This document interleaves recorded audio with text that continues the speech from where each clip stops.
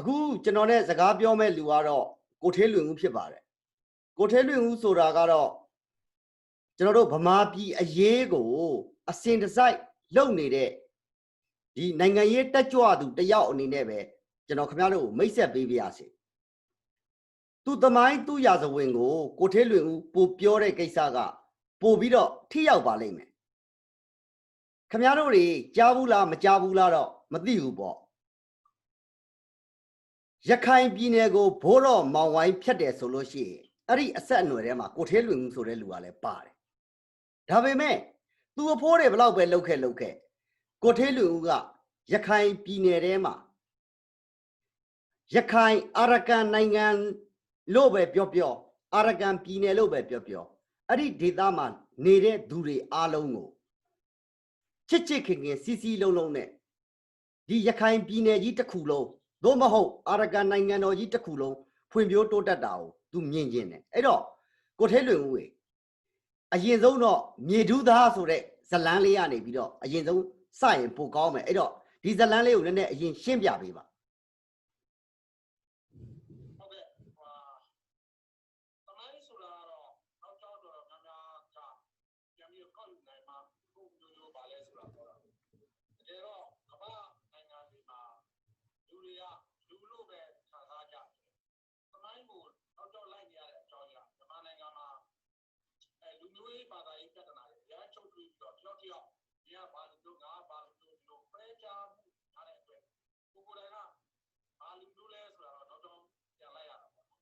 ဟုတ်ကဲ့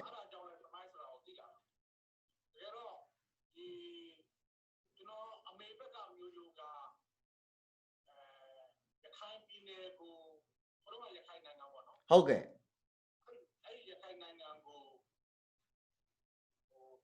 မြန်မာပြည်နေရာဝင်တိုက်တယ်တိမ့်ပိုက်အဲ့ကရိုးရအောင်တိမ့်ပိုက်လိုက်အာတမလေးကူအောင်တိမ့်ပိုက်လိုက်ရခိုင်ကိုတိမ့်ပိုက်လိုက်အဲ့လိုတိမ့်ပိုက်လိုက်တဲ့အချိန်မှာဗမာစစ်သားကြီးတွေဖြစ်ပါလာတဲ့ဒုနွယ်တဲ့ကကျွန်တော်ဝေးလာဆိုတော့ကျွန်တော်အမေရဲ့ဒုနွယ်လက်ရှိကာလလေးကြီး90ရာခိုင်နှုန်းကဗုဒ္ဓဘာသာဖြစ်တယ်ကျန်တဲ့10ရာခိုင်နှုန်းက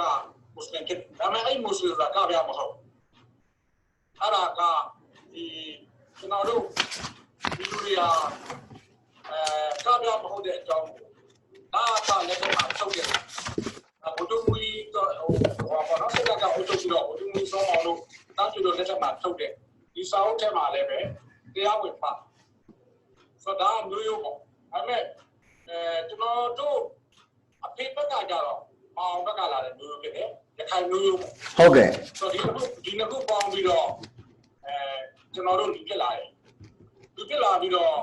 ကျွန်တော်တို့မွေးရကြရပဲကျွန်တော်တို့နေတဲ့ကျွန်တော်လက်လမ်းမိတဲ့အရာအားလုံးကရှင်းမွေးတည်ပြီးတော့ဉာဏ်ပညာတွေသင်ကြားမှုမရှိဘူးကိုတန်းဦးခဏလေးဖြတ်ပြီးတော့ဟုတ်ရှင်းလေးပြောရရင်လွတ်လပ်စွာကိုးကွယ်ယုံကြည်ခွင့်အရာကိုထေးလွင်ဦးယုံကြည်တဲ့ဘာသာကိုကိုးကွယ်တယ်သို့တော့ကိုထေးလွင်ဦးဟာပြောလို့ရှိရင်ရခိုင်တိုင်းရင်းသား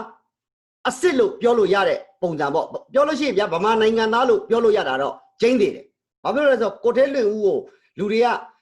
မွတ်စလင်ပြောလိုက်တော့ကြရိုဟင်ဂျာပြောလိုက်အဲ့တော့ကိုထေးလွင်ဦးအနေနဲ့ကိုထေးလွင်ဦးဟိုဗမာပြည်သားတယောက်အနေနဲ့ပြောရင်ဘလို့ဘယ်တိုင်းရင်းသားလဲဘလို့ဟာမျိုးလဲတခါတည်းရှင်းလင်းပြတ်သားတစ်ချက်လောက်ပြောပြပေးပါအကုန်လုံးနားလဲသွားအောင်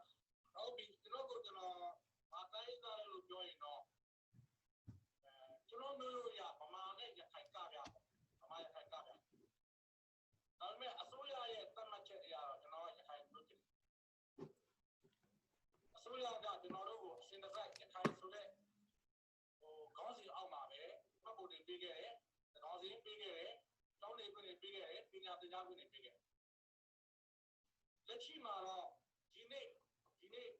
ရက်ပိုင်းမှာကျွန်တော်ရဲ့မျိုးနွယ်ရွာပေါင်း19ရွာလောက်ကိုသူတို့ကရခိုင်အပေါင်းတမဆိုပြီးတော့ဖတ်ဖို့နေပြီအဲ့တော့သူတို့ဘယ်လိုပဲတတ်မှတ်ကိုထေးလွင်ဦးတို့ဟာဗမာနိုင်ငံသားပြောလို့ရှိရင်အခုသူတို့တတ်မှတ်ဟိုနောက်ဆုံးမပေးခြင်းပဲနဲ့ပေးတာတော့မှကိုထေးလွင်ဦးတို့ကကမန်ဖြစ်နေတော့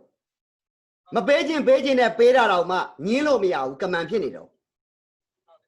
အဲ့တော့ဒီဟာတပိုင်းဖြတ်လိုက်မယ်ပေါ့ဒါဆိုကိုထေးလွင်ဦးကရှင်းသွားပြီ အဲ့ဒီအချိန်မှာ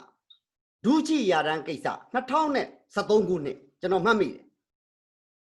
အဲ့ဒီအချိန်မှာရိုဟင်ဂျာတို့ဘာတို့လည်းအတန်မထွက်သေးဘူးရခိုင်ပြည်နယ်မှာနေတဲ့အစ္စလမ်ဘာသာဝင်တွေကအရန်အဖိနှိပ်ခံရတယ်ဘလို့စိတ်ကူးနဲ့ကိုထဲလွင်ဦးအရင်ဆုံးစပြီးတော့လှုပ်ခဲ့တာလေအဲ့ဒီဒူးချီယာတန်းကိစ္စမှာ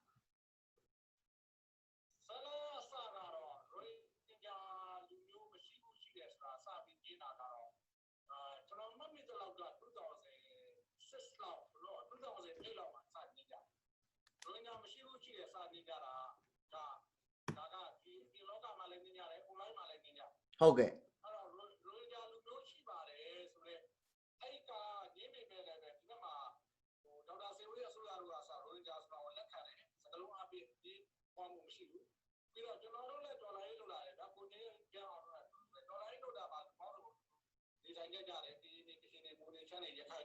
ဟုတ်ကဲ့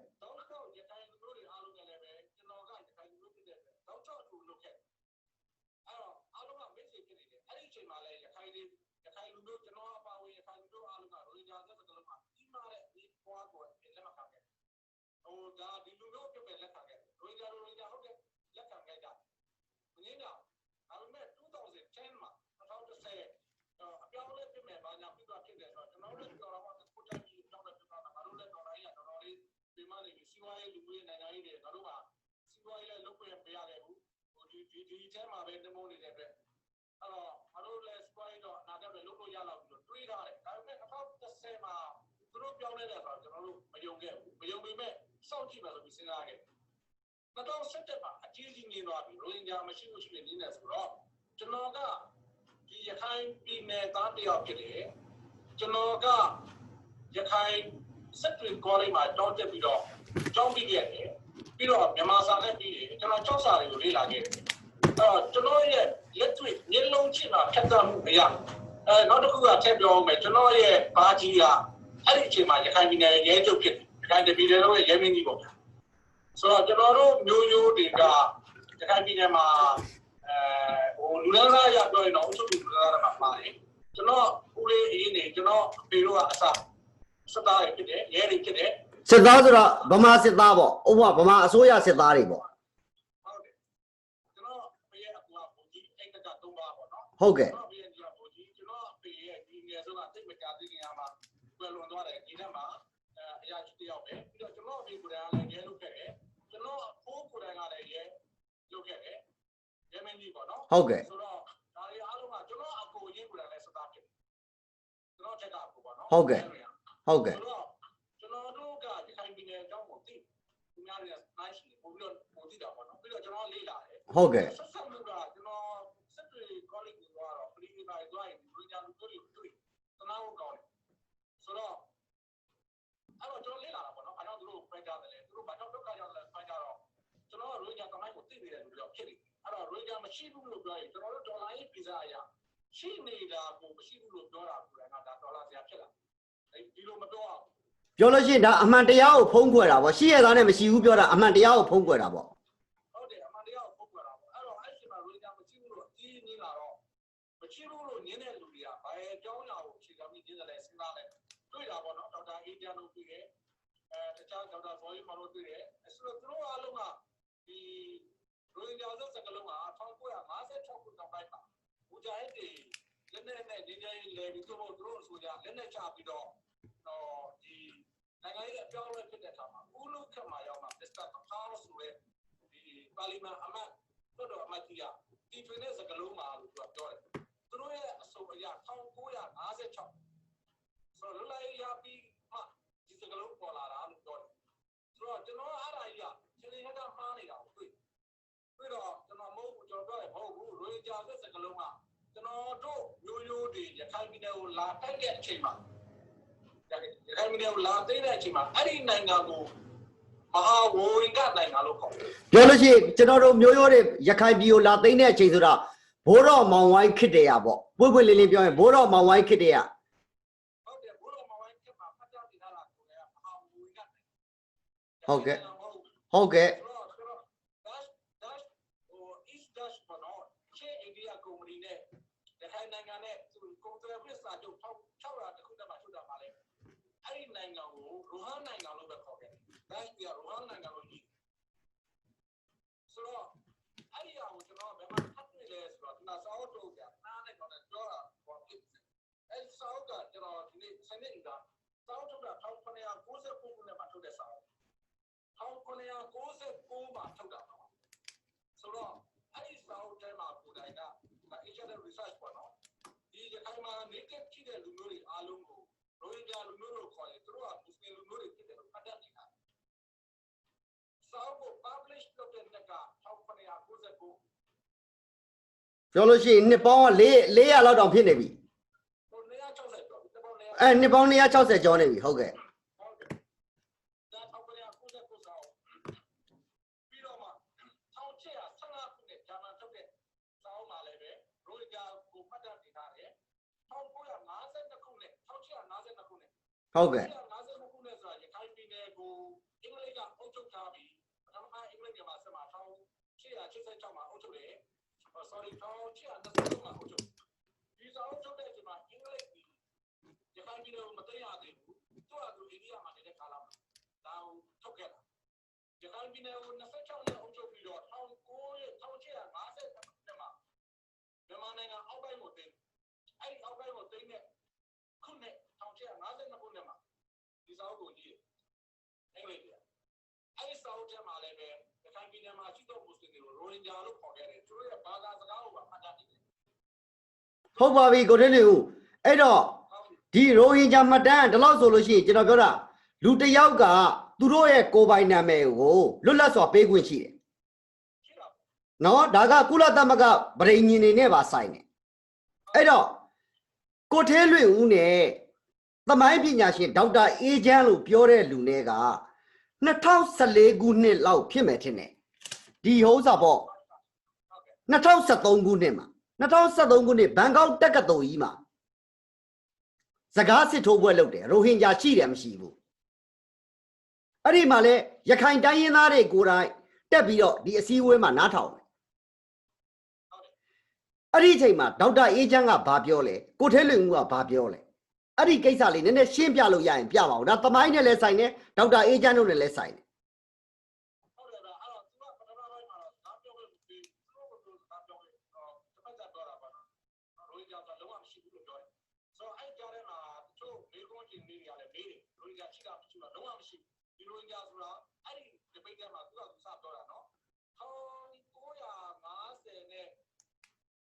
ချစ်ခုနဲ့မှာတစ်ဆက်ကဘာကဒီကစကလုံးဖြစ်တယ်အဲ့ဒီမကပြလုံးဝမရှိဘူးလို့ပြောခဲ့တယ်ပတ်ကြနေရှိတယ်ဆိုတော့အဲ့ဒီမှာကျွန်တော်ကမေကွန်ကိုထမေးမေကွန်တော့ပထမမိုက်ခရိုဖုန်းနဲ့မေကွန်မရှိဘူးစာရွက်နဲ့ပဲမေးရအဲ့ဒီစာရွက်ကဟိုချစ်မှာစစ်စစ်တဲ့လူရှိမယ်စစ်စစ်တဲ့လူကဖက်တာပြီးတော့မှဒေါက်တာအေးချမ်းကိုကြောက်ဆိုတော့ကျွန်တော်ကမေကွန်တစ်ခုမေးလိုက်တယ်အများကသမိုင်းပညာရှင်ဖြစ်တယ်သမိုင်းကိုလေ့လာတဲ့သူကြောက်ဖြစ်တယ်အဲ့လိုသမိုင်းကိုလေ့လာတဲ့သူကြောက်ဖြစ်ပါလေရဲ့1800အတိုင်းပြီးကတည်းကရိုဟင်ဂျာဆိုစကလုံးနဲ့ရိုဟင်ဂျာဆိုနာမည်ရှိတာ။ဒါတကယ်မလေးလာပြီးကြတာလား။သူ့မို့လေးလာပြီးတော့ထိချန်လာတာလားဆိုမေးလိုက်။အဲ့ဒီမေကုန်းကိုဒေါက်တာအေဂျင်စီကိုမရောက်တော့ရခိုင်ဘုန်းကြီးတစ်ပါးကဦးစစ်တစ်ပါးကထပြောလိုက်။ဒါကြီးတဲ့ဒါကချင်းတွေမေးတာတော့ဖြေပေးလိုက်ပါတဲ့။အဲ့တော့သူတို့ညင်းလို့မရဘဲနဲ့ဒီအောင်ဖြေရတော့ကျွန်တော်မေကိုပြောတဲ့အချိန်မှာတော့မှကျွန်တော်မေကိုဖတ်တဲ့အချိန်မှာတော့မှလုံးဝမဟုတ်ဘူးတဲ့1956မတိုင်ကလုံးဝမရှိဘူးပေါ့သူကအဲ့လိုကြီးတယ်ကြီးတော့ကျွန်တော်စောစောစာအုပ်ကိုထုတ်ပြတော့ဒီမှာကမ္ဘာတို့ပြောလို့လည်းဖတ်ပါလို့အဲ့တော့ကျွန်တော်ကွန်ပျူတာကိုဖတ်တော့သူတို့ဘာမှမပြောတာမဲ့အော်တော့ခဏပြန်ကြည့်မယ်သူတက်လိုက်တာနဲ့ပြန်တိုင်ပြလိုက်တဲ့သုံးတယ်လူတွေအားလုံးမြင်ပြိတ္တာအားလုံးမြင်တိုင်ပြလိုက်ပြီးတော့မှခဏကြာထလာတယ်ဟုတ်ဘူးတဲ့ခင်ဗျာ primary source ဟုတ်ဘူးဒီရိုဟင်ဂျာဆိုတဲ့စကားလုံးကကျွန်တော်တို့ရခိုင်ကိုခေါ်တာရခိုင်ဗုဒ္ဓဘာသာကိုခေါ်တာတော့ရိုဟင်ဂျာဆိုတာကျွန်တော်တို့မွတ်စလင်ခေါ်တာမဟုတ်ဘူးလေရိုဟင်ဂျာမရှိတော့လို့မပြောတော့ဘူးသူကဘာပြောလာလဲစကားလုံးသုံးလိုက်ရိုဟင်ဂျာဆိုကျွန်တော်ရခိုင်ဗုဒ္ဓဘာသာကိုခေါ်တာအဲ့တော့ကျွန်တော်ထပ်ပြီးတော့ပြောတယ်ခင်ဗျားသင်ကြဖတ်ပါလို့အဲ့ဒီမှာရိုဟင်ဂျာဆိုဟာမေဒီပူစတယ်လို့ပတ်သက်နေထားတယ်အဲ့တော့မှထပ်ပြီးတော့ကြောင်ကရန်ထားနေတယ်။ဘာကြီးလဲဆိုတော့ဒါ primary source ပေါ့ secondary source အဲ့တော့ကိုထင်းနေဦးရယ်အဓိကကတော့အခုကဒေါက်တာအေးချမ်းလည်းမရှိတဲ့အခါကျတော့ သူเจ้าကျွန်တော်တို့ကနောက်ွယ်မှာပြောသလိုဖြစ်နေတယ်ဒါအမှန်တိုင်းပြောတာလေသူဖြည့်ရှင်းမှမရှိဘူးအဲ့တော့ဒီမဟီတော်မှာဘာပဲပြောဒီဘိတ်လုတ်ခဲ့တယ်လုတ်ခဲ့တဲ့အချိန်မှာသက်သေအထောက်ထားတွေရှိတယ်ဒါပေမဲ့ကိုထွေးလင်းကိုကျွန်တော်ပြောမယ်လူမျိုးတိုင်းမှာကောင်းတဲ့လူရှိတယ်မကောင်းတဲ့လူရှိတယ်အဲ့ဒီကိုထွေးလင်းဦးပြောဖို့ရဆိုလို့ရှိရင်တော့ရခိုင်ဆရာတော်တော်တော်များများကတမတ်ကြရှိတယ်လို့ကျွန်တော်တို့ယူဆလို့ရပါလား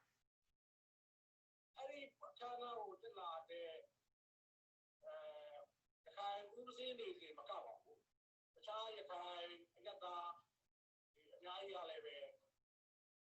ဟုတ်ပြီပါလေဆင်ပြေတယ်သူတို့ကိုယ်တိုင်ကလည်းပဲကျွန်တော်နဲ့အတူပါသွားတဲ့ရိုဂျာကောင်းဆောင်တွေကအင်ဂျင်နီယာတာကြီးတို့ဘာလို့ပါတယ်ဆိုတော့သူတို့မျိုးလုံးကအသားမဲတာပေါ့ဗျာဒါပေမဲ့သူတို့အဲ့လိုတကယ်ကိုမောင်နှမကိုတွေ့လို့သူဆိုကြတယ်တွေ့ကြတယ်စကားပြောကြတယ်ဒါကနိုင်ငံရေးကြောင့်ဖြစ်နေတာကျွန်တော်တို့ချင်းချင်းညီကိုမောင်နှမစိတ်ရှိရမယ်ဘုန်းကြီးဆရာမလို့သူတို့ကိုယ်တိုင်ကိုပြောခဲ့တာပုံမလေးပြောရင်ကိုထဲလူကလည်းရခိုင်သူတို့ကလည်းရခိုင်နေကြတဲ့မှာဘာမှပြဿနာမရှိဘူးဒီစစ်တပ်နဲ့ပေါင်းတဲ့သူတွေမှုေလို့တာရခိုင်ပြည်နယ်ကြီးကအခုလိုမျိုးပြဿနာတွေတက်နေတာပေါ့အဲ့ဒီလိုပြောလို့ရလား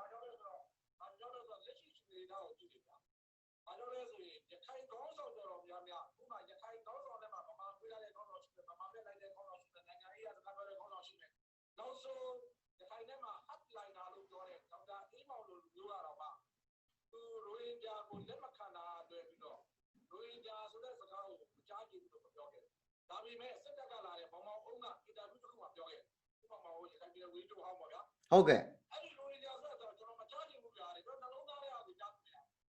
အဲ့ဒါပါဆိုင်တယ်ဆိုတော့ဗမာဗျာဗမာပြက်လာပြီးတော့ရခိုင်မှာလာပြီးတော့သူတို့ရအောင်မချချင်အောင်ဒါရိုရကြတွေကသူ့ရဲ့အမေတွေပွားတွေတမတွေဘာလုပ်ခဲ့လို့စကလုံးသုံးနဲ့သုံးလုံးကိုယ်တိုင်ကဘယ်တော့ကျန်းလဲဆိုရိုရကြဆိုတော့ကျွန်တော်လုံးဝမချချင်ဘူးပြောရင်တကယ်ကြတော့ရခိုင်ပြည်နယ်မှာကအတူတူရှင်တွဲနေရမှာဒီရိုဟင်ဂျာတွေနဲ့ရခိုင်တွေနဲ့အဲ့ဒီရိုဟင်ဂျာတွေနဲ့ရခိုင်တွေရဲ့ကံကြမ္မာကိုဘာဖြစ်လို့ဘူးမသိကောင်တွေကဝင်ရှုပ်နေရတာလဲအဲ့ဒီကိစ္စကိုရောကိုထဲလူရှင်းပြလို့ရမှာ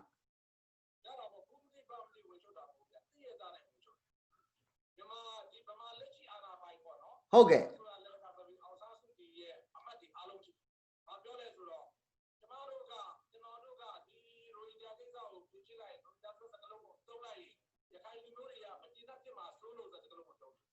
ရခိုင်လူမျိုးတွေခုရှိမှကျင်းနေပြီ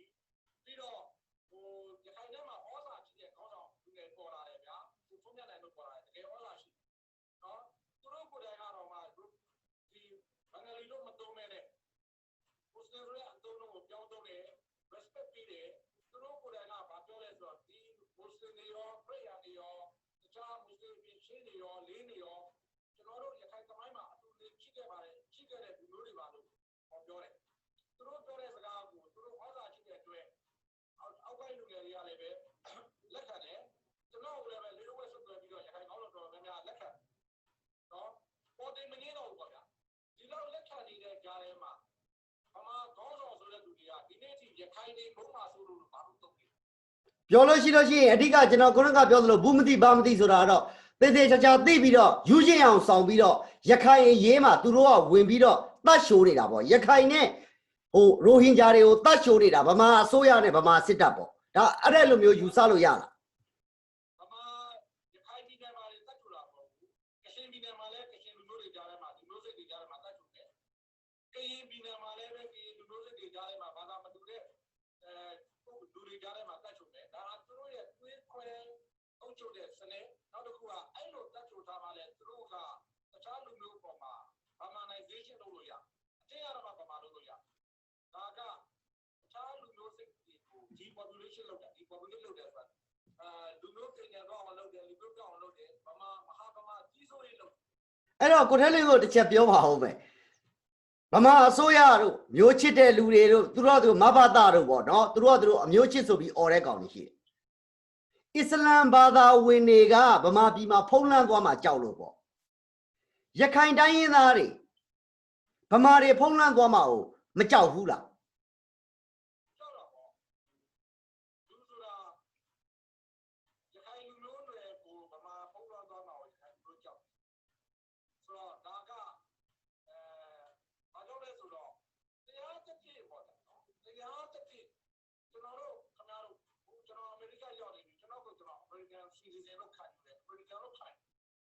ကြောင့်လဲဆိုတော့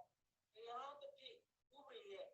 အရေးအောက်မှာဒီမြစွာခံစားမှုရှိတယ်ဆိုရင်လူသားစွာခံယူရဲတယ်အခုကတရားတစ်ပြည့်ခံရတာမဟုတ်ဘူးအငယ်အနောက်ပြည့်ခံရပြုံပြည့်ခံရအမျိုးပြည့်သွားကျွန်တော်အမေရိကန်စီတီဇန်ခံယူလို့ကျွန်တော်မြန်မာနိုင်ငံသားဗမာကပြည့်သွားတာကျွန်တော်မှတ်ဖို့ဒီမှာကျွန်တော်ကြိုက်တာရေးကျွန်တော်ရဲ့ ID မှာကျွန်တော်ကြိုက်တဲ့လူမျိုးရေးမှုရှိ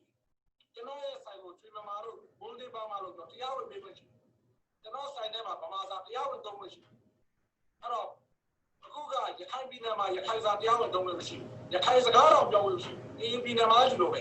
အေးစာတရားတော့ထဲမှာခိုးပြီးတရားဆိုတော့ဒီမတရားသဖြင့်လွှမ်းမိုးပြီးတော့တရားမှာပြည်နေအုပ်ချုပ်မယ်ပြီးတော့မောင်မိုင်စီးမယ်သူတို့ကိုသူတို့မဟာလူမျိုးကြီးလုပ်မယ်ဆိုရင်သူကခံတယ်အဲ့တော့ကျွန်တော်ထပ်ပြီးတော့ပြောရမယ်ဆိုလို့ရှိရင်ဒါကျွန်တော်တို့နိုင်ငံမှာကြတော့အကုန်လုံးကိုလိုက်ခွဲထားတယ်မွတ်စလင်တွေမှာဆိုလဲ10ဘွဲ15ဘွဲမကွဲအောင်ခွဲတယ်ကျွန်တော်တို့ရှိမှတယောက်နဲ့တယောက်တဲ့နေလို့မရဘူးဒါစစ်အာဏာရှင်ကလုပ်ထားတယ်ဗမာအာဏာရှင်တွေကလုပ်ထားတယ်အဲ့တော့တကယ်တမ်းကြတော့ဗမာပြည်မှာအမျိုးလိုက်ဖြစ်နေတာကဗမာစစ်တပ်လားတခြားသူတွေလားပေါ့အဲ့ဒါကိုရှင်းရှင်းလင်းလင်းပြအောင်ပြောပါဘာဖြစ်လို့လဲဆိုတော့ကရင်ပြည်နယ်မှာဗမာစစ်တပ်ရောက်လာတယ်ကရင်အမျိုးသမီးတွေနဲ့ဗမာတွေနဲ့ယူတယ်ပြီးရင်သူတို့ပြန်ခေါ်သွားတယ်ကရင်အမျိုးပြတ်သွားတယ်ပေါ့ကချင်ပြည်နယ်မှာဗမာစစ်တပ်ရောက်လာတယ်ကျွန်တော်တို့ကချင်မာလေးတွေကကြိုက်တာမကြိုက်တာမသိဘူးဗမာစစ်တပ်ကမရင်းကျင့်ပြီးတော့ယူလိုက်တယ်ကချင်မာလေးတွေကပါသွားတယ်အဲ့တော့ဗမာပြည်မှာတကယ်တမ်းအမျိုးလိုက်ဖြတ်တယ်ပဲပြောပေါ့သူများတိုင်းရင်းသားအမျိုးတွေကိုလိုက်ယူနေတာတွေကဘလို့တွေလဲဆိုတာကိုထဲလွင်ဦးတစ်ချက်တော့ရှင်းပြလို့ရရင်ရှင်းပြပေးပါလား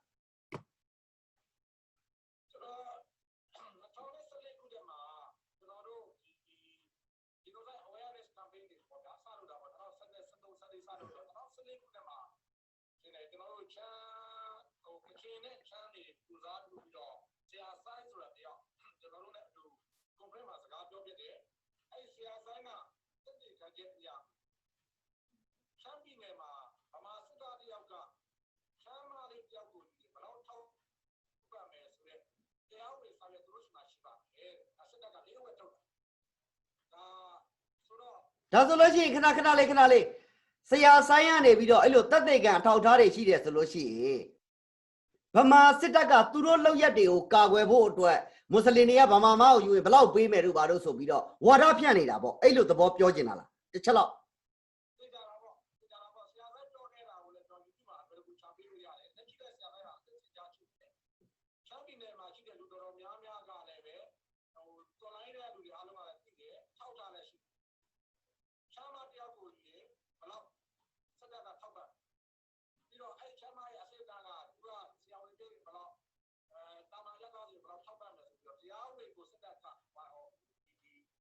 စစ်တပ်ချင်းပေါ်လေးဝက်ဖြန့်ချိတာရှိတကယ်လည်းအဲ့ဒီစနစ်ကိုကျင့်သုံးတယ်ရခိုင်ပြည်နယ်မှာလည်းဒီစနစ်ကိုကျင့်သုံးတယ်အရှေ့ပြည်နယ်မှာလည်းဒီစနစ်ကိုကျင့်သုံးတယ်သူတို့ဘာမာနိုင်ဇေးရှင်းလုပ်တာပေါ့ကျွန်တော်တို့ရခိုင်ပြည်နယ်မှာစစ်တပ်တွေဝင်လာတာပြီးတော့ရခိုင်မလေးတွေအများစုလူတွေယောက်ျားတွေကိုမိသားပြအောင်လုပ်တယ်သခိုးပြအောင်လုပ်တယ်စီးပွားရေးလုပ်လို့မရအောင်လုပ်တယ်စီးပွားရေးလုပ်လို့မရတော့မှဒီယောက်ျားတွေကသက်ပြီးမယ်ထိုင်းကိုပြီးမယ်အရှေ့ပြည်နယ်ကိုသက်ပြီးမယ်အဲ့တော့ဒီယောက်ျားလေးတွေကစီးပွားဖြစ်သွားပြီ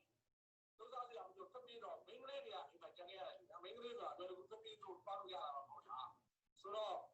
ကျန်ခဲ့တဲ့ညီမတွေအမတွေနောက်ဆုံးသူများမရပါဘူးလေဗျာအဲ့ဒါဗမာစစ်တပ်ရဲ့လက်ရှိတည်သုံးနေတဲ့မူပဲပြောလို့ရှိရင်သူတို့ကဒါဆိုရှမ်းအမျိုးသမီးအဖွဲ့ကထုတ်ထားတဲ့မရင်းကျင့်ခွင့်လိုင်စင်ရတယ်မရင်းကျင့်ပြီးတော့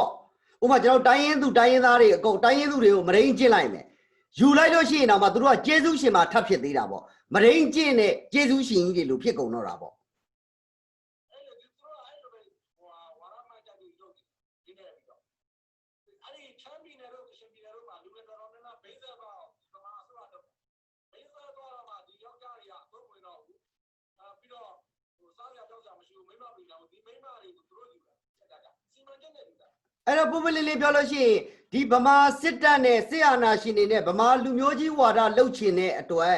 အစ္စလမ်ဘာသာဝင်တွေကပုပ္ပလေးပြောလို့ရှိရင်အပြစ်မရှိအပြစ်ရှာပြီးတော့တစားကံဖြစ်နေတာပေါ့ပြောလို့ရှိရင်ဗမာပြည်ထဲမှာရှိတဲ့အစ္စလမ်ဘာသာဝင်တော်တော်များများအများစုကြီးကိုပြောတာပေါ့လက်ညှိုးထိုး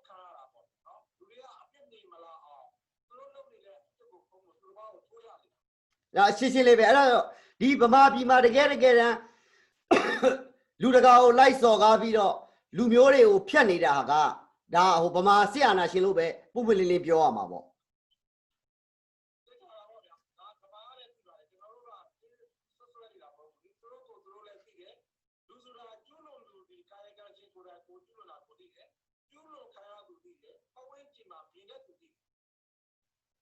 အဲ့တော့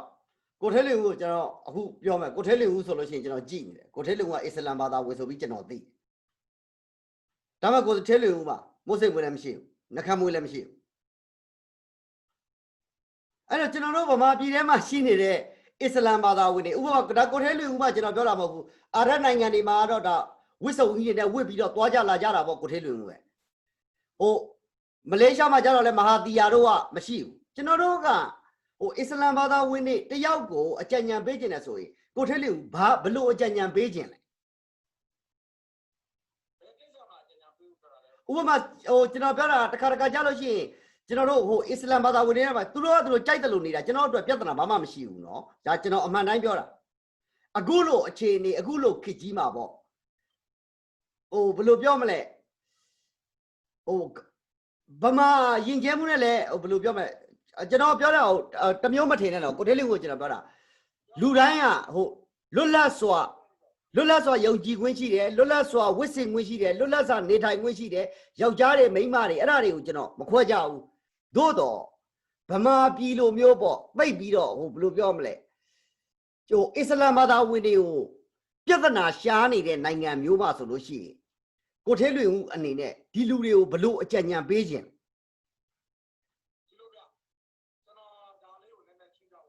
ဟုတ်ကဲ့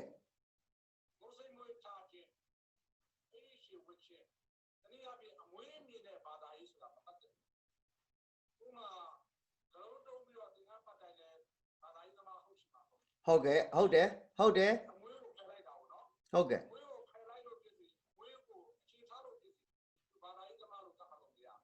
ဲ့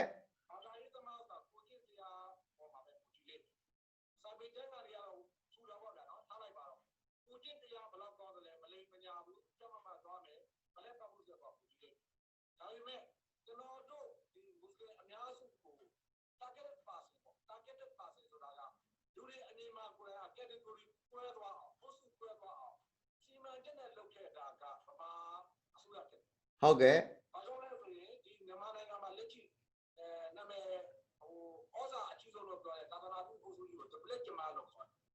ဒီ duplet ကျမကိုစပြီးတော့ထူထောင်တဲ့ကာလမှာဒါဥရုလက်ထက်တော့ရှိတယ်သူကအဲ့ကာလနောက်ပိုင်းမှာဦးနေဝင်းတက်ပြီးကာလထိပေါ့နော်သူတို့ကပလီတွေကိုတွားတယ်သူတို့ကလာပြီးလုပ်ငန်းလေးလုပ်တဲ့အခါမှာသူတို့ရိုးရာဟို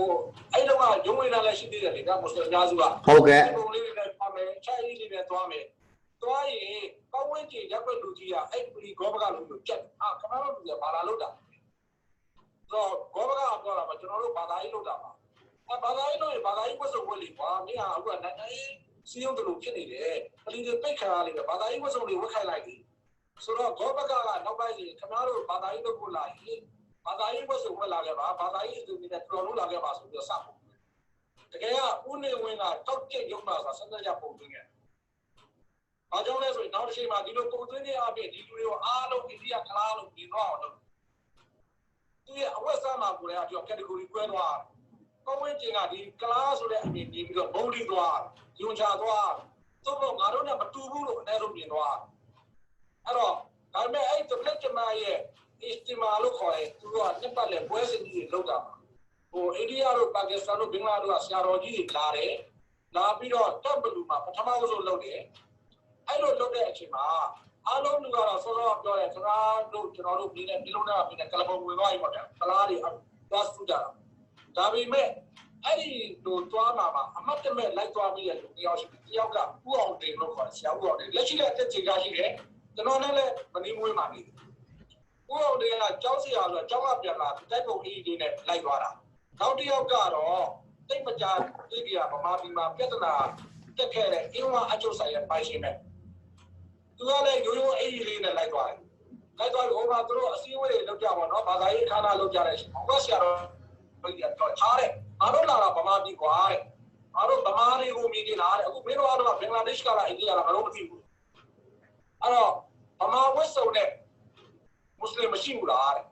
အဲ့လိုပြောတော့မှစောစောကဒီပွဲစီတဲ့ပုံကိုယ်တွေကတရားမှလိုက်ကြတော့ဥအောင်ဒီနဲ့ဒီကအချို့ဆရာပုံကိုရောက်ပြီးရိုးရိုးဗမာဝတ်စုံနဲ့အဲ့တော့အဲ့ဆရာကြီးတွေကခေါ်ပြီးတော့ကျကျွန်တော်တို့ချစ်ကိုထွက်ကြတာသူတို့ခေါ်တယ်ခေါ်ပြီးကျန်တဲ့လူတွေပြဗမာနိုင်ငံကမွတ်စလင်ကဒီပုံစံမျိုးဝတ်စားစီတင်ရမယ်ကျွန်တော်တို့ကြည့်ရတာဘင်္ဂလားသားပေါက်နေတယ်အိန္ဒိယသားယူပေါက်နေလို့ပြောတယ်ဒါတရားဝင်ပြောခဲ့တာလူစုကြီးချိန်မှာတိုးတော်လည်းပဲဒါကြီးကအစိုးရတရားကစနစ်တကျကြာစီမှုပါတာမန်လူတွေကကြောက်ဖြတ်လို့မရဘူးမီဒီယာလည်းခက်အားမကောင်းရဘူးနောက်ပြီးတော့အစိုးရမွေးတဲ့လူတွေကပဲအစိုးရ lobby တွေကပဲဒါဘယ်အုပ်စုဆိုတော့မိုးသွားတာဒါကြောင့်ဖြစ်တာလေဆိုတော့လက်ရှိအချိန်တွေမှာခဏတို့တွေဒါကိုမွေးကြပါတယ်လို့ပြောဖို့ကပြဿနာရှိတယ်ဟုတ်တယ်ဆိုတော့အားကြောင့်လဲဆိုတော့သူတို့မှာကပလီလက်ပြစ်ခါရတယ်အစားတင်ကြောင်းလည်းပြစ်ခါရတယ်ဗျာလူတွေလည်းပြစ်ခါရတယ်ဗျာသူတို့ရဲ့ယုံကြည်ချက်ကိုသူတို့ထိသိမ်းစောင့်ကြောက်တာသူတို့ရဲ့ခန္ဓာကိုယ်ကအမွေးပဲနေတော့အဲ့တော့အဲ့ဒီအမွေးကိုပါမင်းတို့ရိတ်လိုက်လို့ပြောရင်သူတို့နှလုံးသားကိုကျွန်တော်တို့ကအမြင့်ဆွဲတဲ့လိုဖြစ်သွားတယ်အဲ့တော့သူတို့မှာသွားကြပလီလည်းမရှိဘူးနော်သူတို့လွတ်လပ်စွာစီးပွားရေးလုပ်တာစားတော့ဘူးလေအခွင့်အရေးမရသူတို့ယုံကြည်ချက်ကသူတို့ရဲ့အမွေးမြင်လို့ထင်နေတဲ့အားတို့ဒါကိုထားတယ်ပါကြက်ခံမယ်မင်းတို့ငါတို့ကြက်တလောက်နေမင်းတို့ငါတို့ကလားခေါ်လဲရတယ်အားတို့ဒီလိုရက်တည်မယ်လို့အဲ့တက်တီလေးအတွက်သူတို့လက်ချထားနေတာကိုကျွန်တော်အပြစ်မဆိုဟုတ်တယ်ကျွန်တော်အဲ့ဒီအပြစ်မဆိုခြင်းဘူးဆိုပေမဲ့ကျွန်တော်တို့အစ္စလာမ်ဘာသာဝင်တွေထဲမှာဖြစ်နေတဲ့ပြဿနာရှိတယ်ဒါကျွန်တော်အစ္စလာမ်ဘာသာဝင်မဟုတ်ဘူးကျွန်တော်အကုန်လုံးကိုချစ်တယ်အကုန်လုံးကိုခင်တယ်ဒီကြောင်းတက်ဖို့ကိစ္စတွေမှာဘလို့ဖြစ်လို့ကျွန်တော်တို့ရှိရကလေးတွေကိုပေါ့အထူးသဖြင့်အမျိုးသမီးတွေကိုပေါ့ဘာဖြစ်လို့ကြောင်းတွေမပို့ကြတာလဲအဲ့ဒီဟာအပေါ်မှာတော့ကိုထဲလွင်ငွတ်အနေနဲ့ဒါတည်တည်ချာချာဖြည့်ရှင်းပေးစေခြင်းတယ်ကျွန်တော်ကတော့အမျိုးသမီးတွေကိုပညာတတ်စေခြင်းလို့ဒါကျွန်တော်ကိုထဲလွင်ငွတ်အနေနဲ့ရှင်းပြပေးဖို့တိုက်တွန်းပေးဖို့ပေါ့ကျန်းစာမှာပါရင်လဲကျန်းစာအကိုအကားနဲ့ပေါ့အဲ့ဒါလေးတစ်ချက်တော့ကျွန်တော်တည်တည်ချာချာရှင်းပြပေးပါအများလဲသိအောင်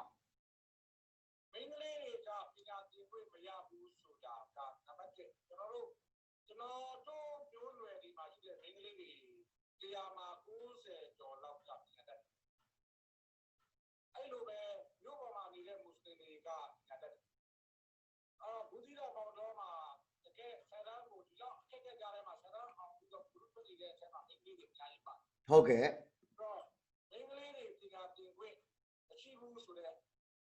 ပဒေမရှိဘူးပညာမသင်မနေရဆိုတဲ့ဥပဒေပဲအစ္စလာမ်ဘာသာမှာပြဋ္ဌာန်းပညာမသင်မနေရပညာမသင်မနေရပညာမသင်မနေရဥပဒေပဲဟုတ်ကဲ့ဟုတ်ကဲ့ဒါပေမဲ့အခြေအနေနဲ့ရှိတယ်အခြေအနေနဲ့ကကျွန်တော်တို့အစ္စလာမ်မှာဘာရှိတယ်ဆိုတော့အစ္စလာမ်ရဲ့ခေါ်ရဆိုတော့ဒါတို့ဖရတ်ဆိုတာစပွဲကာလရှိတယ်ဒါတို့ဆလမ်ဆိုတာကငြိမ်းချမ်းရေးရှိတယ်ငြိမ်းချမ်းရေးရှိနေတဲ့စပွဲကာလအရှိတယ်နေရာရှိတယ်အဲ့တော့ဥပမာဗျာကျွန်တော်တို့1950ကျော်က1989လောက်ထိပြည်နယ်မှာရှိတဲ့အမျိုးသမီးလေးတွေကပျော်ဟဲလီလို့ပြောလာပြီးဘာမှလာပြီးဆိုရင်သူတို့အားလုံးပုံနေကြဟုတ်ကဲ့ဟုတ်ကဲ့ပုံနေကြတဲ့အတွက်အရင်းကြီးခံရတာလုံးရောက်တယ်အနည်းဆုံးပေါ့နော်ဟုတ်ကဲ့သူတို့ဒီတရားဝင်စာလင်ကြောင့်ကိုတွားဖို့ကသူတို့မှာအရင်းကြီးခံရမလားဥပဒေမရှိသူတို့မရင်းကြီးသွားတဲ့အတွက်တရားစွဲမဲ့ဥပဒေမရှိဘူးအဲ့တော့ဒီမင်းလေးတွေဘောကယောက်ျားလေးတွေကစာလင်ကြောင့်ကိုတွားနိုင်ပြီမဲ့မင်းလေးတွေကစာလင်ကြောင့်ပေါင်းခက်ခဲတယ်အဲ့တော့ဘူးသီးတော်မောင်တော်လိုနေရာမျိုးရခိုင်ပြည်နယ်မြောက်ပိုင်းလိုနေရာမျိုးအဲ့လိုပဲအလွန်ကြောင်ကြတဲ့နေရာမျိုးတွေမှာမင်းကလေးတွေကိုစာတင်ကြောင်းပို့ဖို့အတွက်သူတို့မှာသမိုင်းနဲ့ချီပြီးခက်ခဲရှိရတယ်အဲ့ဒီမှာလူရဲကားတွေကဖြစ်စေဗမာအစိုးရကစီစဉ်ထားတဲ့အုပ်စုတွေကဖြစ်စေဗမာစစ်တပ်ကဖြစ်စေဗမာရဲကဖြစ်စေအချိန်မင်းမရင်းကျင်နိုင်တယ်မရင်းကျင်ပြီးရလည်းပဲတရားစွဲခွင့်မရပွင့်ပွင့်လင်းလင်းပြောလို့ရှိရင်ကျွန်တော်တို့ဗမာပြည်မှာဒီစစ်အာဏာရှင်စနစ်ရှိနေမယ်ဗမာကြီးစိုးရေးပေါ့ဗမာလူမျိုးကြီးဝါဒရှိနေမယ်တရားဥပဒေစိုးမိုးမှုမရှိရင်ကျွန်တော်တို့အစ္စလာမ်ဘာသာဝင်အမျိုးသမီးတွေကကြောင်းသွားဖို့တောင်မှကြောက်နေရတာပေါ့ကြောက်နေရတာပေါ့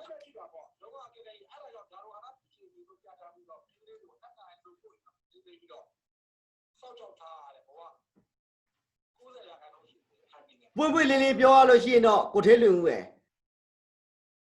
ကျွန်တော်တို့တွေကအခုဗမာပြည်မှာရှိနေတဲ့အစ္စလမ်ဘာသာဝင်တွေကအသက်ရှင်ရပ်တည်ရေးကိုပဲဦးစားပေးနေရတဲ့အနေအထားဖြစ်နေတယ်ဘယ်အချိန်ငါတို့ကိုလာပြီးအနိုင်ကျင့်တော်မလဲဘယ်အချိန်ငါတို့ကိုလာပြီးတော့စော်ကားမလဲဆိုတာကိုအကုန်လုံးကကြောက်နေရတယ်လို့ပြောလို့ရလားဟုတ်တယ်အဲ့ဒီအချိန်တွေကြောင့်မင်းကလေးတွေစာတင်မဲ့ဆိုတာကိုလူကြီးတွေကအစိုးရမကောင်းလို့ဒီလိုကြောင်းမသွားရလို့မပြောရဘူးလေဗျာအဲ့ဒီတလေးကရဲ့တောက်ပါဘူးအဲ့တော့တစ်ဖက်နဲ့ဒါတွေကတော့တရားတော်နဲ့ဗာဖြစ်တယ်ညာဖြစ်တယ်အဲ့ဒီတရားတော်ကသူတို့လုပ်တဲ့ဖန်တီးတဲ့တရားတော်ဒီတရားတော်ဆက်ကတရားကိုတရားတိုးတော်လည်းပဲဒီအခြေအနေရပေါ့ဒါလိုဟာအခြေအနေဖြစ်နေတဲ့အတွက်တရားဒီတောက်သွားဖို့ကပြောလို့ရှိရင်မော်လဝီတွေကလည်းကတော့အစိုးရကိုကြောက်ပြီးတဲ့အခါကျတော့ဖះကိုလွှဲချရတာပေါ့အဲ့လိုဖြစ်ကုန်တာပေါ့အဲ့လိုပဲပြောရမှာပေါ့နောက်တစ်ချက်ကမရှိလဲဆိုတော့ကျွန်တော်တို့စာသင်ကျောင်းကိုသွားတဲ့ကလေးတွေကိုလည်းစာသင်ခြင်းအပြင်နောက်ထပ်ဘာသာရေးဖိုက်တဲ့ကရှိတယ်အခုနောက်ပိုင်းမှာဟောကာသာမျိုးမနေရတာရှိတာဆိုတော့ဒါတွေကလည်းဗမာပြည်ပညာရေးစနစ်ကမွတ်စလင်မဟုတ်ပါဘူးဘုရားဘာသာအားလုံးကတော့ဗမာပညာရေးစနစ်အားလုံးကဖြစ်စီခံလိုက်ရအဲ့ဖြစ်စီနေခံလိုက်ရတဲ့ပညာရေးတွေမှာသူတို့တွေသွားပြီးတော့ဒီတဲ့ခံရတဲ့အနေကဖြစ်နေဒါတပီလုံးကိုသနာဖို့ကောင်းတယ်အဲ့တော့ပိုးပလေးလေးပြောရင်အစ္စလာမ်ဘာသာဝင်တွေကခွဲခြားဆက်ဆံမှုလည်းခံရတယ်အဲ့တော့ကလေးတွေကိုယ်တိုင်ဟာကိုကြောင်းမသွားခြင်းနဲ့စိတ်မျိုးကလည်းဖြစ်ကုန်တာပေါ့နော်ဖြစ်ကုန်တာပေါ့ဗျာကြောင်းနဲ့ဝေးသွားတာအဲ့တော့နောက်တစ်ချက်ကတော့ပြောလို့ရပါတယ်နော်နောက်တစ်ချက်ကတော့ပိုးပလေးလေးပြောလို့ရှိရင်တကယ်လို့ပညာရေးတွေတက်ပြီဆိုရင်လေအစ္စလာမ်ဘာသာဝင်ကိုဘယ်လိုပြောမလဲယာဒုရကန်တွေမပေးဘူးဘယ်လိုပြောမလဲဓာတ်လူညီများအခွင့်အရေးမပေးတဲ့အခါကျတော့ပညာရေးဘက်ကိုမကြိုးစားတော့တဲ့ဟာတွေလည်းပါနိုင်တာပေါ့အဲ့လိုမျိုးပြောလို့ရမှာကိုထင်တယ်အဲ့ဒါကတော့ပညာရေးဆိုတာကတော့သူကဥပမာဘာအကောင့်လေးဖြစ်တယ်အလုပ်မရဘူးเนาะဆရာဝန်တက်တယ်ဆရာဝန်အလုပ်မရဘူးဆိုရင်အဲ့ဒီလိုအလုပ်မရတော့တဲ့ကိုယ့်အတွက်သုံးစားမရတော့တဲ့အကြောင်းကိုတော့ပိုက်ဆံကုန်ခံပြီးမတက်တော့ဘူးဒါပေမဲ့လည်းပဲစာတက်မြောက်ရေးဆိုတာစာဆိုတာဒီမှာဝီကီပီဒီယာလိုပဲဒါ currency ပေါ့နော်သူကစာတက်ပါပဲတရားဆက်သွယ်လို့ရတယ်စာတက်ပါပဲကိုယ့်ရဲ့ခုနောက်ပို့ပြီးတော့ကိုယ်လေးနေတာကိုလုပ်လို့ရတယ်စာဒီဆက်ဆံရေး communication မှာသူကအတော့ကတူးတခုတော့ကပစ္စည်းတခုဖြစ်နေဆိုတော့ဒီစာတက်အောင်တော့ဒီကဒီကြမှာပဲအနည်းလို့ဆိုနေ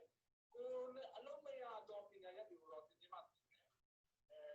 အဲ့လိုဖြစ်လာမယ်နောက်တစ်ခုကအခြေခံစတဲ့နိုင်ငံခြားရေးမှာတက်ဝင်ခွင့်ရလာလို့ရှိတယ်ကြမှာအဲ့တော့ကိုထွေးလေးကိုပိုးပလေးလေးပြောလို့ရှိရင်ကျွန်တော်တို့လူနည်းစုတွေပေါ့လူနည်းစုဆိုတာအစ္စလာမ်ဘာသာဝင်တွေမှမဟုတ်ဘူးဒီကရင်တွေကချင်တွေကရားတွေအကုန်လုံးပေါ့နော်အကုန်လုံးကကိုယ်စားနဲ့ကိုယ်တက်မြောက်ကောင်းကိုအေးကြည့်တယ်ဗျာအဲ့တော့ကိုထွေးလေးဦးရဲ့စကားနည်းနည်းပြန်ပြီးတော့ချုပ်မယ်ဆိုလို့ရှိရင်ဒီစစ်အာဏာရှင်စနစ်ရှိနေလို့ရှိရင်ကျွန်တော်တို့အစ္စလာမ်ဘာသာဝင်တွေကကိုယ့်ယုံကြည်ချက်ကိုပြဖို့အတွက်ဆိုလို့ရှိရင်ဒါဝတ်စုံတွေဝတ်ရတော့ဒီတရားဥပဒေမဲ့လာပြီဆိုလို့ရှိရင်ကျွန်တော်တို့အစ္စလာမ်ဘာသာဝင်အမျိုးသမီးလေးတွေကဟိုပညာသင်ဖို့အတွက်ပါအခက်ခဲတွေရရှိကုန်အဲ့ဒီအပေါ်မှာကိုထဲလွင်ဦးအနေနဲ့ဒီကျွန်တော်တို့ဗမာပြည်ထဲမှာရှိတဲ့အစ္စလာမ်ဘာသာဝင်တွေကိုဘလို့အကြံဉာဏ်ပေးခြင်း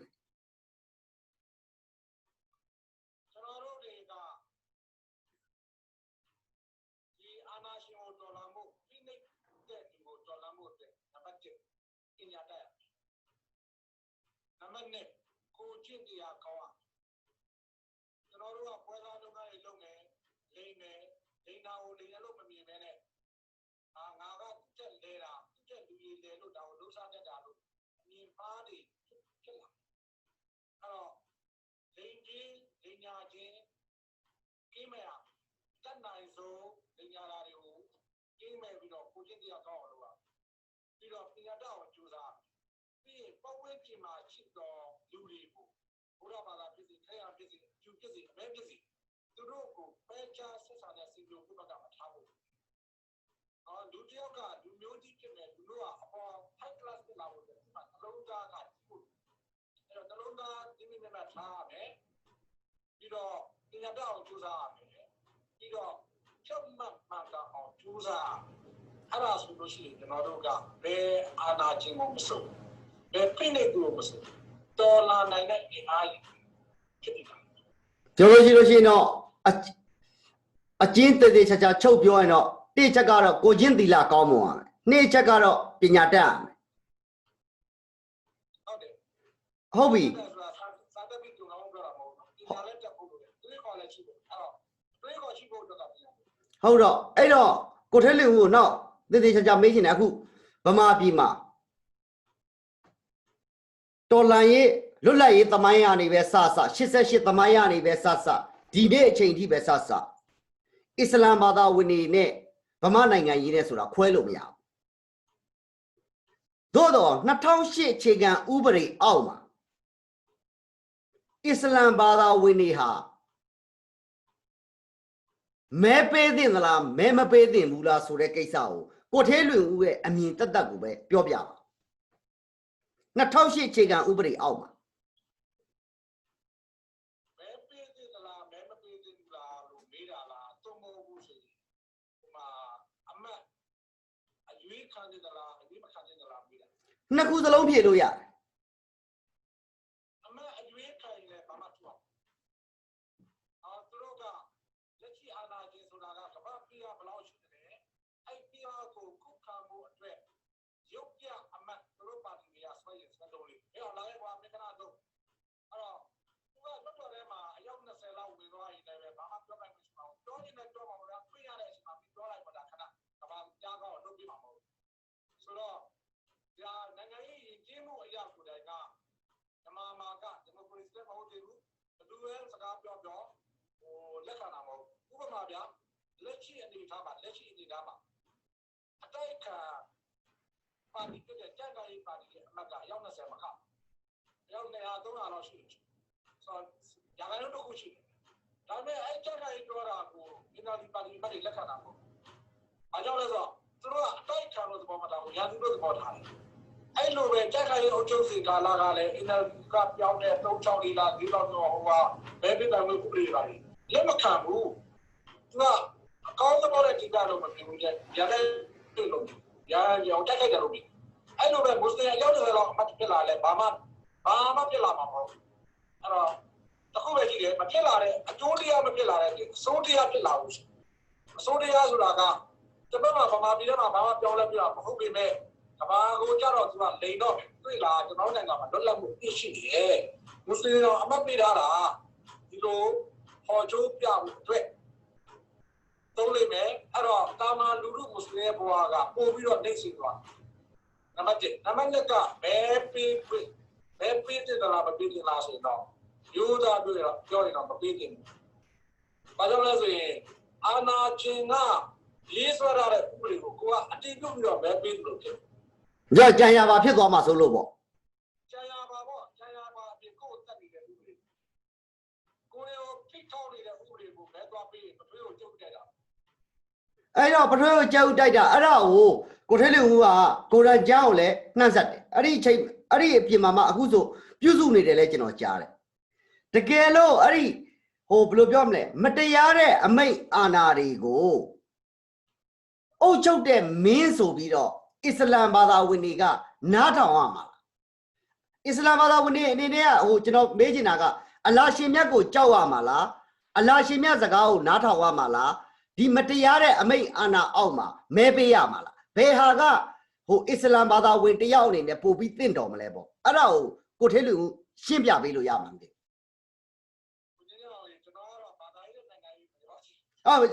မရောပါဘူးသို့တော့ဗမာပြည်မှာအကုန်ရောတယ်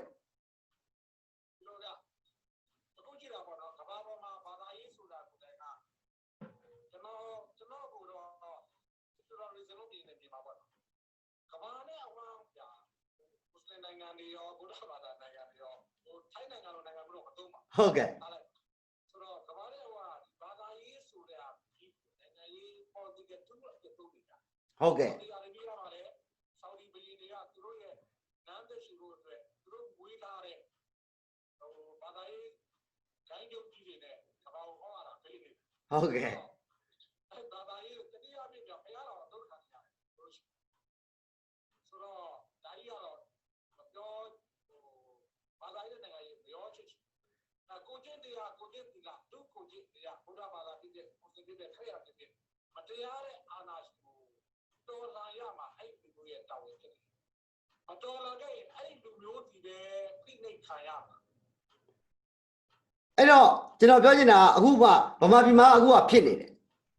ကျွန်တော်တို့ဟိုအစ္စလမ်ဘာသာဝင်တွေကဘလောက်ပဲဗမာဆန်ကျင်ဗမာတွေကပေးမဆန်ဘူးအစ္စလမ်ဘာသာဝင်တွေကဘလောက်ပဲဗမာနိုင်ငံကိုချစ်သူတို့ကပေးမချစ်ဘူးအဲ့တော့တခါတလေကျွန်တော်ပြောနေတာကမဟာဗမာဝါဒဆိုတဲ့မဟာဗမာဗုဒ္ဓဘာသာဖြစ်အဲ့တော့ကိုထဲလေးကိုကျွန်တော်ပြောချင်တာဗမာနိုင်ငံထဲမှာပဲဗမာနိုင်ငံသားအများစုကပါအခုနိုးဘုတ်ဆိုပြီးလှုပ်လာပြီကိုထဲလူကလည်းအင်တာနက်တွေမှာတွေ့မှာပါနိုးဘုတ်ပေါ့2008အခြေခံဥပဒေကြောင့်ငါတို့10နှစ်စမ်းသပ်ပြီးသွားပြီဦးသိန်းစိန်အစိုးရလက်ထက်မှာလည်းဘာမှဖြစ်မလာဘူးဒေါ်အောင်ဆန်းစုကြည်အစိုးရလက်ထက်မှာလည်းဘာမှဖြစ်မလာဘူးဖြစ်မလာတဲ့အတွက်ဗမာလူမျိုးတွေကိုယ်တိုင်ကိုယ်တည်းကမဲပေးခြင်းနဲ့ဆန္ဒမရှိတော့အဲ့ဒီလိုဗမာလူမျိုးတွေကမဲပေးခြင်းနဲ့ဆန္ဒမရှိတဲ့အချိန်မှာအစ္စလမ်ဘာသာဝင်တွေရဲ့မဲကိုလိုချင်လို့အစ္စလမ်ဘာသာဝင်တွေကိုပါတီထဲထည့်တဲ့ကိစ္စမျိုးမှာကျွန်တော်တို့အစ္စလမ်ဘာသာဝင်ပြည်သူလူထုအပေါင်းကမဲထဲသင်လားမထဲသင်လားအဲ့ဒါကိုကျွန်တော်ထပ်ပြီးတော့ကိုထဲလေးကိုရှင်းအောင်မေးတာပါဟိုဘာသာရေးနဲ့နိုင်ငံရေးနဲ့ရှုပ်တာမဟုတ်ပါဘူးသူတို့ရှုပ်လို့ကျွန်တော်ကနေပြီးတော့ရှင်းအောင်မေးတာပါ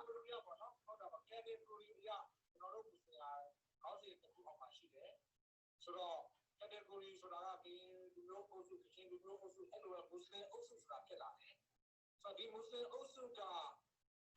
ဒီမဲကိုတွားထည့်လိုက်ရင်ကိုယ်ထောက်မဲ့မဲကိုယ်တတ်မဲ့မဲကိုထည့်ဖြစ်တဲ့အတွက်ချက်ပြီးတော့အခွင့်အရေးလို့ပြောရင်ကျွန်တော်အနေနဲ့ကတော့မဲထည့်တာကိုမကြိုက်ဘူးဘာမှဒီလိုလဲလို့ခါထပ်စစ်မေးလာတော့ကျွန်တော်ကိုယ်အနေနဲ့ပြောရင်မင်းတို့တွေအဲ့ဒီကိုယ်တက်နေတဲ့ဒီလိုလိုက်တဲ့ခံတွေကိုကလခိုင်ပေါ်တင်ပေးမဲ့မဲကိုထည့်ခြင်းကိုငါလုံးဝမုန်းတီးတယ်လိုချတယ်ပြီးတော့အဲ့မှာမဲထည့်လိုက်တဲ့သူတွေအားလုံးကငါနဲ့အတိုက်ကဖြစ်သွားတယ်အဲ့တော့ဒီလောက်ကြည့်တော့လဲကျွန်တော်တို့ကဟိုပြည်သူတွေကိုလည်းအပြစ်ပြောဖို့မသိပါဘူးဒါပေမဲ့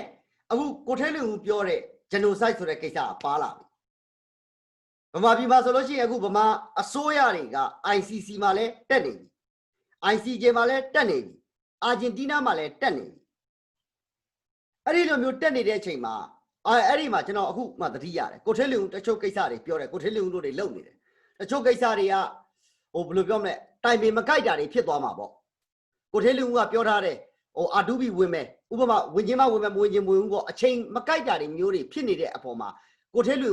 ဟိုဗမာပြည်သူကြီးကိုပေါ့နော်ဟိုဗမာတပြည်လုံးကိုပေါ့ဘလို့ရှင်းပြခြင်းလဲအဲ့ဒီကိစ္စပါဒါအခွင့်ကြုံလို့မေးတာပါဟိုကျွန်တော်လည်းစိတ်မဆိုးပါနဲ့ဘာဖြစ်လို့လဲဆိုတော့တချို့လူတွေကကိုထဲလူကကွာလေရကြီးလိုက်တာအဲ့ဒါမျိုးတွေဖြစ်လို့ပါဒါဟိုကျွန်တော်စိတ်မစိုးနဲ့တော့ဒါကျွန်တော်အမှန်တိုင်းပြောတာမဲစရာရှိလို့ကျွန်တော်မေးရတာပါ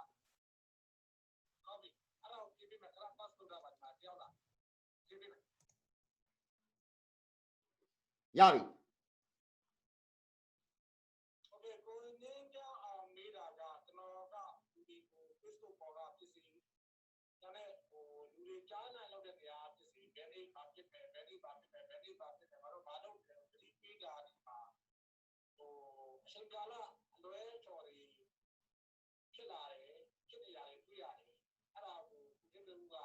ဂရိပေးပြီးတော့ဂရိတီအောင်လုပ်နိုင်တာမျိုး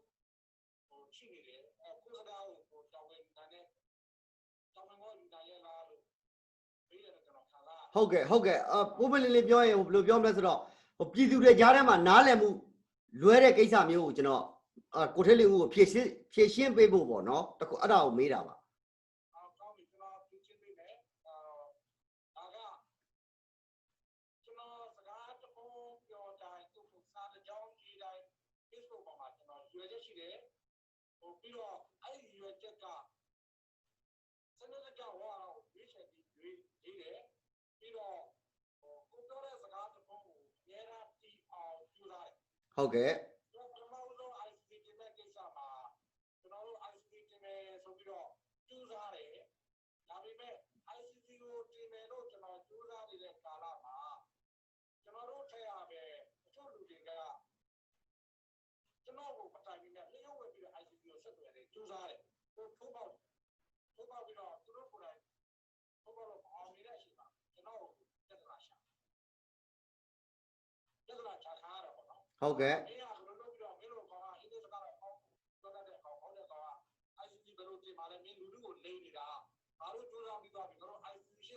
သွားပြီကျွန်တော် IC တရားသိပြီးတွေ့ပြီးသွားပြီဘယ်လိုမှအလုပ်လုပ်မရဘူးဆိုပြီးတော့ပြဿနာချတာရတယ်တက်သေးရရှိတယ်တူရကီနိုင်ငံကိုသွားတဲ့ခါမှာအဲ့ဒီတူရကီနိုင်ငံရဲ့အစည်းအဝေးခါမှာကိုကျွန်တော်ပြဿနာချတာအဲ့ဒါရှိဒါပေမဲ့သူတို့ကြိုးစားလို့မအောင်မြင်တော့သူတို့ကဘာပြောလဲဆိုတော့ ICC ကဘယ်တော့မှဖြစ်မလာနိုင်ဘူးဆိုပြီးတော့ပြန်ပြီးတော့ထောက်ပေါ်ပြောတယ်ဒါလူလူကိုစိတ်ကြရရပစ္စည်းသွားအောင်လောကရအောင်လုပ်တာပဲအဲ့တော့ကိုကြိုးစားလို့မအောင်မြင်လည်းပဲသူကကြိုးစားနေတာကိုပြဿနာမချဘူးလေဟုတ်ကဲ့အဲ့တော့ကျွန်တော်တို့ကဂရိပေးဖို့ကြာဘယ်လိုဂရိပေးရမလဲဆိုတော့ဖြစ်ကိုပြရမဖြစ်ရင်ငါအသက်နဲ့လဲဂရိပေးရတာဒီကိုယ့်ရဲ့အထက်ကအသားတွေကလောက်ပြီးတော့ဂရိပေးရအဲ့တော့ပြောင်းကြိုးစားတဲ့ခါကျတော့ဖြစ်သွားတော့ဖြစ်တော့လဲငါလုပ်တယ်သူလုပ်တယ်ထားငင်းတယ်ဗျာကျွန်တော်ကပြဿနာချ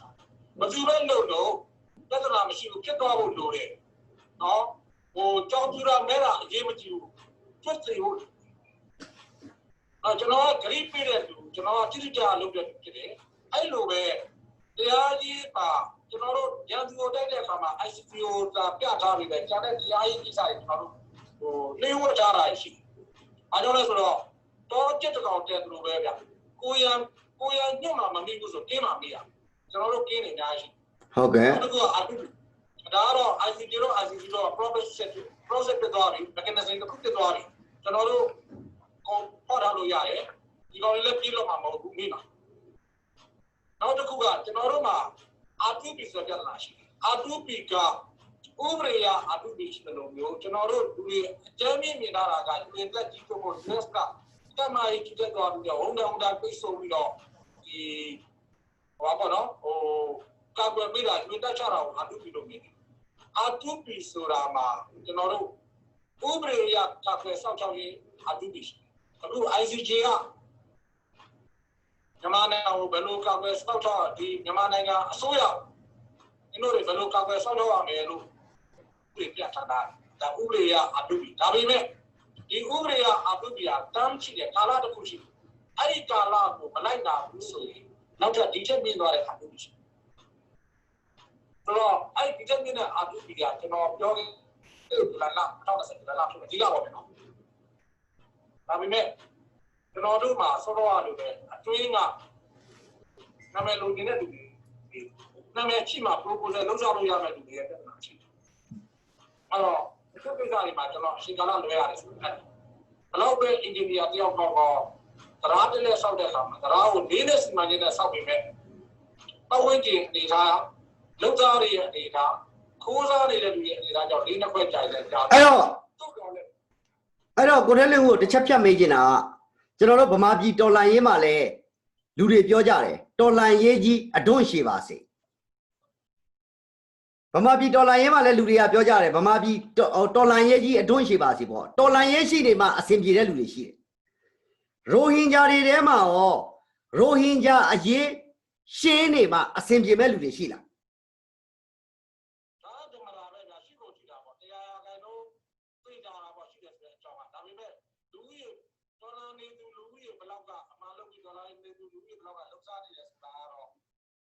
ပတ်ဝန်းကျင်နဲ့မြင်မယ်ကာယကရှင်နဲ့မြင်ကျွန်တော်တို့ဂျင်နိုဆိုက်ဆိုတဲ့စကားလုံးကိုဂျင်နိုဆိုက်ဆိုတဲ့စကားလုံးရိုဟင်ဂျာခေါင်းဆောင်ကြီးတွေကိုယ်တိုင်က2016ထိအထွက်ရဲ့။ဘာကြောင့်လဲအဲ့စကားလုံးထွက်လိုက်ကိုစပြတ်အဲ့စကားလုံးကို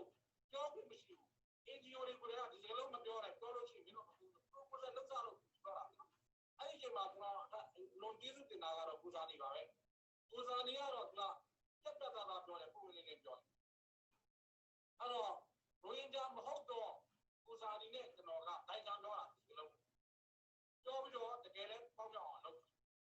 ဒါသိပါပြောရင်အဲ့ဒါဆိုလို့ရှိရင်တကယ်လောက်တာကိုထဲလူကလည်းရခိုင်လို့ပြောတယ်ကိုစာနီကလည်းဗမာလို့ပြောတယ်ရိုဟင်ဂျာတွေကမပြောဘဲနဲ့ရခိုင်နဲ့ဗမာတွေကပဲပြောနေတာပေါ့ရိုဟင်ဂျာတွေကနံပါတ်1ပြောချင်တဲ့လူရှိပြောပြီးတော့ပြောတော့ပြောတယ်ကျွန်တော်တို့တော့အသာမကျတဲ့လူရှိကျွန်တော်ဆိုလိုတာကအသာကျသောလူအုပ်စုတဲမှာပြောရတာ proposal ကိုဒီထဲကလူတွေကတော့တက်ဘာလို့အရေးယူကားမှာကြောက်လို့မပြောပေမဲ့ဒီဘကလူတွေကတော့မပြောကိုမပြောအဲ့ဒါသမိုင်းမှာနောက်ချိန်မှာရှင်းရမှာပေါ့နော်အဲ့တော့သမိုင်းနေမာတွေကနှောက်ကျွန်တော်သိချင်တဲ့ကိစ္စက ဘင်္ဂလားဒေ့ရှ်အစိုးရကကျွန်တော်တို့ရိုဟင်ဂျာအရေးမှာဘလောက်အမျက်ထွက်သွားလဲအဲ့ဒီတစ်ချက်ကိုကိုထက်လူရှင်းပြလို့ရမှာ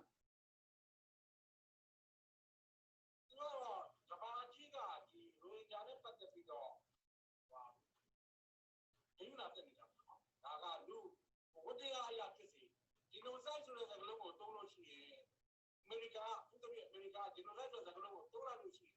သူ့မှာသူ့ရဲ့ဥပဒေ1946ခုနှစ်မှာပြဋ္ဌာန်းထားတဲ့ဥပဒေအရသူဒီဝင်တိုက်ရဝင်တိုက်ပြရမယ်ဆိုရင်ဘီလီယံနဲ့ရှိပုံဘီလီယံပေါင်းများစွာပုံအဲ့တော့ဒီစကားလုံးကိုမသုံးမဲနဲ့ဒေါ်လာကုန်ကြမဲ့ဟိုမှာ3 trillion သုံးမယ်ဆိုရင်1 trillion လောက်နဲ့ပြီးမလားဆိုတဲ့ဒီနဲ့ပြင်ရှင်းတဲ့အခါမှာကြတော့ဒီစကားလုံးကိုမသုံးမဲနဲ့စာတမန်လေးနဲ့သုံးတယ်ဟိုလို့တော့အဲ့လိုအကျိုးအမြတ်မှာမင်္ဂလာအများကြီးခံစားအမခံစားပြီးမရဘူးပေါ့နင်နာအဲ့တော့ပုပ္ပလီပြောရင်ဘင်္ဂလားဒေ့ရှ်ကတော့ကျွန်တော်တို့ရိုဟင်ဂျာတွေကိုချစ်နေတာလည်းမဟုတ်ဘူးသူ့နိုင်ငံအကျိုးစီးပွားအတွက်ကျွန်တော်တို့လက်ခံတယ်လို့ပြောလို့ရတာအဲ့တော့ဘင်္ဂလားဒေ့ရှ်ရွေးကောက်ပွဲက2022မှာကျင်းတည်လာဖို့လောက်ရှိတယ်အဲ့တော့ဘင်္ဂလားဒေ့ရှ်ရွေးကောက်ပွဲမလာခင်မှာဒီကျွန်တော်တို့ရိုဟင်ဂျာအရေးကဒီ2021မှာဘလောက်အထိဖြစ်သွားနိုင်လဲဘင်္ဂလားဒေ့ရှ်ကဘယ်လိုဆက်ဆံနိုင်လဲအဲ့တော့ကိုထဲလူဦးရဲ့အမြင်လေးသုံးသပ်ပေးပါဦးကျွန်တော်ဘင်္ဂလားဒေ့ရှ်ပတ်သက်ပြီးတော့အများကြီးမသုံးသပ်တယ်ဒါပေမဲ့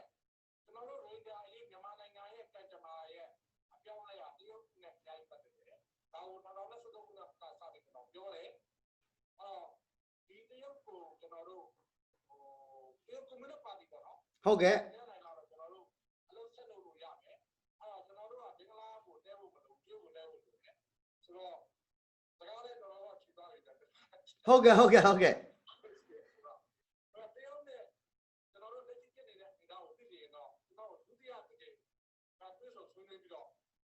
အမြင်မလဲလို့ရတာပေါ့နော်ဟုတ်ကဲ့ကိုရဲလေးဦးဒါပေမဲ့အခုဒီဒုတိယချိန်ကဘယ်ချိန်အားမဲ့ဆိုတာကျွန်တော်တို့ပြန်ညှိလို့မရသေးဘူးအဲ့တော့လောလောဆယ်မှာရှိတဲ့ကျွန်တော်တို့ဗမာပြည်မှာနေနေကြတဲ့